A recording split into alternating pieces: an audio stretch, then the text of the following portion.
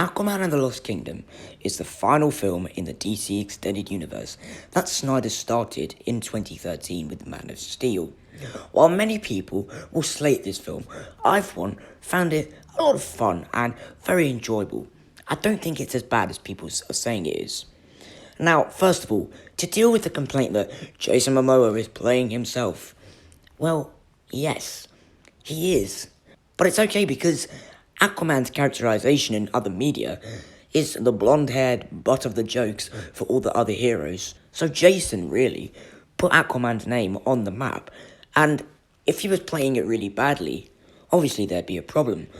But everyone loves him, so I have no problem with him playing himself. Or, played by Patrick Wilson, it's a great balance to combat Momoa's awesomeness and hyperness. Or gets more character development than his brother. And when the film is called Aquaman, that should not be happening. However, the audience can see how Orem and a lot of other sea people place their prejudice on humans, because Black Manta, a human, comes and completely tears up Atlantis. Now, Black Manta was, I think, the messiest part of this film, because he's been hypnotized by this trident, and that fuels his purpose in this film. So you don't get those real character core emotions, because you're like, is he being controlled by the trident, or is he not being controlled by the trident? So that really left an unbalanced villain for me, and just for the sake of being, I'm evil to be evil. His characterization is all over the place as well. Like, at the start of the film where he invades Atlantis, he's really funny, and he says to Aquaman, "Aquaman, you stole your brother's wife, and now you've stolen his throne? Shame on you, Aquaman." Like, that's funny, you know? Like, this film goes very camp. But then through the rest of the film, he's all dead serious. To conclude that particular gripe, Black Manta was not my favourite part of the film. It's actually quite a negative part of the film. Not on the actor's part, but just the script he was given. Now, while Black Manta descends on a path of evilness, Orem descends on a path of goodness. And he's the best character in this film, okay? He acts the best, he has the best character arc. He's the best character in this film.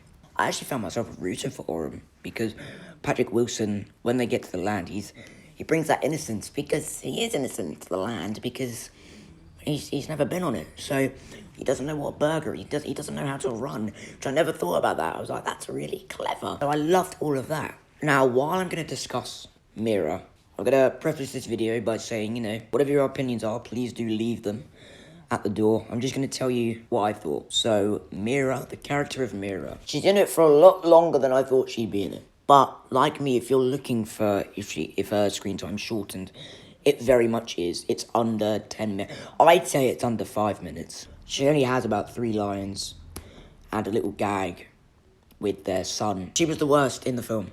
There was no chemistry with Jason Momoa, unfortunately. Yeah. Aquaman takes a load of stuff from other movies. So Black Panther, he announced Atlantis as a real thing, which I thought everyone kind of knew it was a real thing in this universe, no? And then he hates his position as king. Hate that.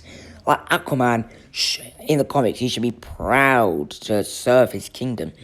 Now, with this Aquaman and this characterization that Jason Momoa's Aquaman has been given, it makes sense.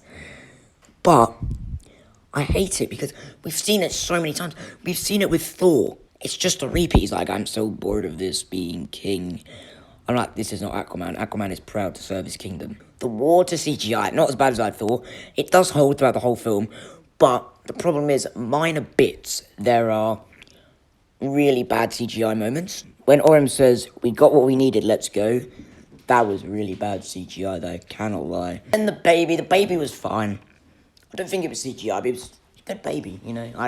I don't know. Baby doesn't need to act. But the characters bounced off the baby well. Like, Jason had dad chemistry with the baby. And then the third act, they introduced something from the comics, which is fine. This film was quite camp, so it fitted in with this film, if you get what I mean. They don't kill the baby. Black Manta's about to stab the baby, and he doesn't. And then Aquaman says, "You want blood? Come and get it." And he grins. That, to me, was such a Lobo line. I just wanted to point that out. So, there's a lot of good things in this film, but the villains are not the good thing. The demon who wanted Black Manta to release him, the film was almost saying, we have run out of runtime, let's just kill this villain that, he wanted to be released. I thought that was going to be the final battle. But no, Aquaman says a swear word. His brother gives him his real trident. And he stabs this demon through the heart. That's the conclusion. So is this film a good film? Let's say from a reviewer's point of view.